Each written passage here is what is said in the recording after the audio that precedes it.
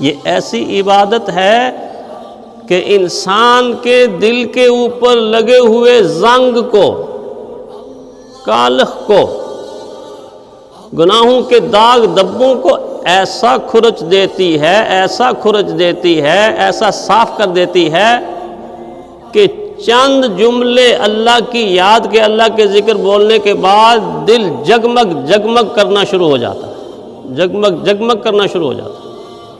اسی لیے تو اللہ والے اللہ اللہ اسی لیے سکھاتے ہیں نا کہ دلوں کے اندر کا زنگ دور ہو جائے۔ بلکہ علماء نے لکھا ہے کہ صرف دل کا نہیں، انسان کے جسم کے روئیں روئیں اور انسان کی جسم کی رگ رگ اور انسان کے جسم کے پٹھوں سے، گوشت سے، خون سے، پوری کی پوری باڈی سے اور وجود سے ساری کھوٹ اور میل اللہ کا ذکر کاٹ کاٹ کر نکال دیتا ہے۔ پھر وہ وقت بھی آتا ہے جب ایڑی سے لے کے چوٹی تک انسان اللہ کے نور میں نہا جاتا ہے۔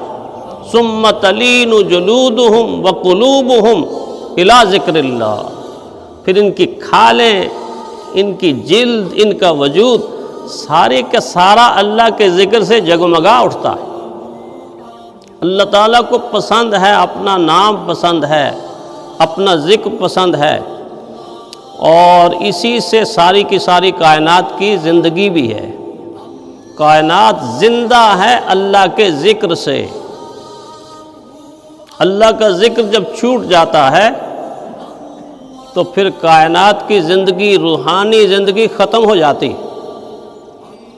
اسی لیے پیارے پیغمبر صلی اللہ علیہ وسلم کی بڑی پیاری حدیث، مثل الذی یذکر ربہ والذی لا یذکر مثل الحی والمیت۔ اللہ کے حبیب نے فرمایا جو انسان اللہ تعالیٰ کا ذکر کرتا ہے اور جو ذکر نہیں کرتا، ان دونوں کی مثال ایسی ہے جیسے ایک زندہ دوسرا مردہ، ذکر کرنے والا زندہ اور نہ کرنے والا مردہ۔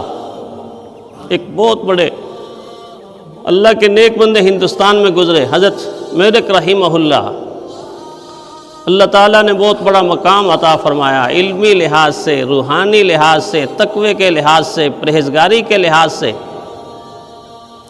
ان کا ایک معتقد جو اعتقاد رکھتا تھا، عقیدت رکھتا تھا، بہت دور کہیں رہتا تھا۔ اس نے سوچا کہ میں حضرت کو مل کے آتا ہوں، کوئی علمی فیض لے لیتا ہوں، حضرت کی مجلس میں بیٹھوں گا، حضرت کی زیارت کروں گا اور حضرت کی باتیں سنوں گا، گفتگو سنوں گا تو مجھے بہت بڑا فیض ملے گا۔ اس دور کے اندر چونکہ گاڑیاں واڑیاں اس طرح کی سواریاں نہیں تھی تو پیدل چلا، کافی دیر اس کو لگ گئی، پہنچتے پہنچتے رات کو کہیں سوتا، پھر اٹھتا، پھر سفر کرتا۔ ان کی بستی کے کچھ قریب آ گیا کہ اگلے دن اگر سفر کرتا تو ان کی بستی میں پہنچ جاتا کہ اچانک رات ہو گئی۔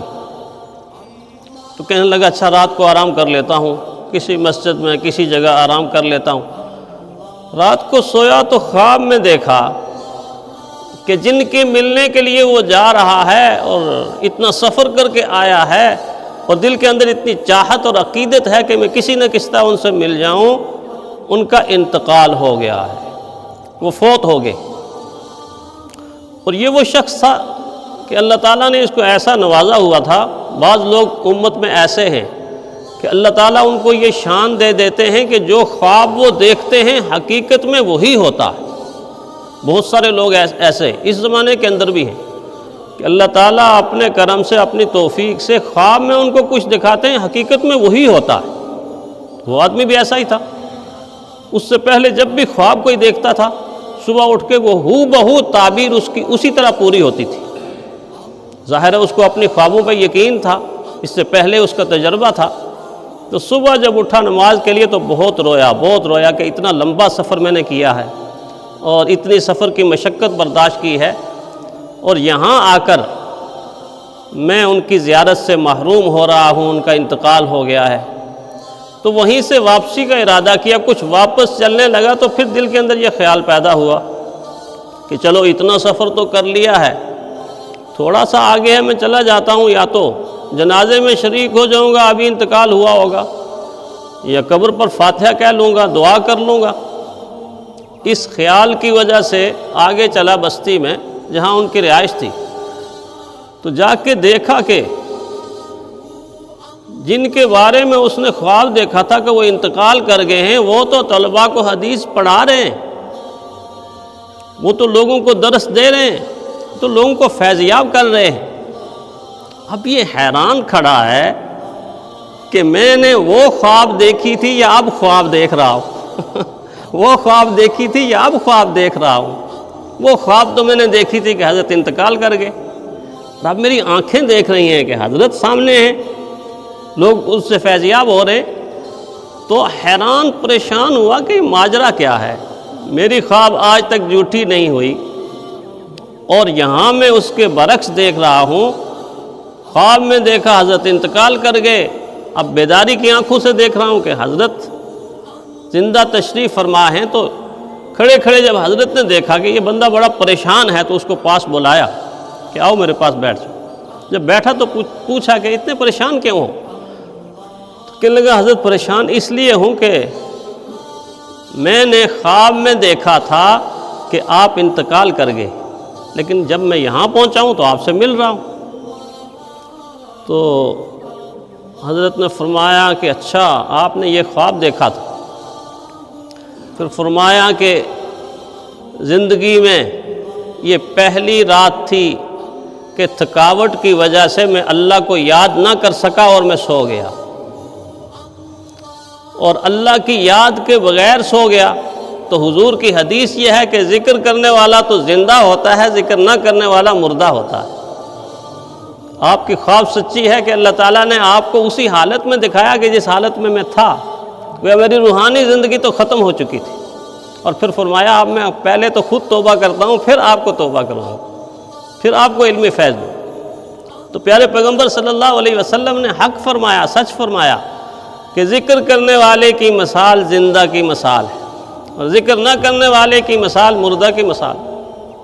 اور پھر کوئی چیز بھی زمین و آسمان کے درمیان چھوٹی سے چھوٹی، بڑی سے بڑی ایسی نہیں ہے کہ جس کی فطری زبان پر اللہ کی یاد جاری نہ ہو۔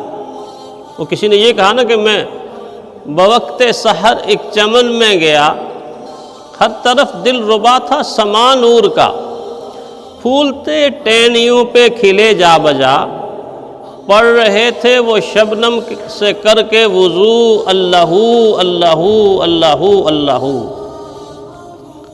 میں نے گل سے یہ پوچھا کہ اے خوب رو، کس کی بو تجھ میں ہے، کس کی رنگت ہے تو، تجھ میں آئی کہاں سے نزاکت کی خو، بولے گنچے چٹک کے میرے روبرو، اللہ اللہ اللہ اللہ۔ میں نے کوئل سے پوچھا کہ تو یہ بتا، اپنی کوکو کا کچھ مجھ کو مطلب بتا، بولی میں اس کی کرتی ہوں حمد و ثنا، وہ جو ہے خال کے مال کو رنگ و بو، اللہ اللہ اللہ اللہ۔ میں نے سورج سے پوچھا کہ تو یہ بتا، کس کی برکت تجلی سے تو جل گیا، کس کی محبت میں سال ہا سال، عرب ہا سال، خرب ہا سال، کس کی محبت میں تو جل رہا ہے جل رہا ہے جل رہا ہے۔ تو سورج نے کیا کہا؟ میں نے سورج سے پوچھا کہ تو یہ بتا، کس کی ہے پرتوے حسن کی یہ ضیا؟ تو سورج نے یہ کہا کہ جس نے مجھے روشنی دی ہے، جس نے مجھے چمکایا ہے، میں لمحہ لمحہ اس کی محبت کے اندر جل رہا ہوں، لمحہ لمحہ اس کی محبت کے اندر روشن ہوں۔ ساری دنیا سنائے فسانے تیرے، بادلوں میں چھپے ہیں خزانے تیرے، آبشاروں کی لب پہ ترانے تیرے، ملک ہو عبد ہو خلق ہو، اللہ اللہ اللہ اللہ۔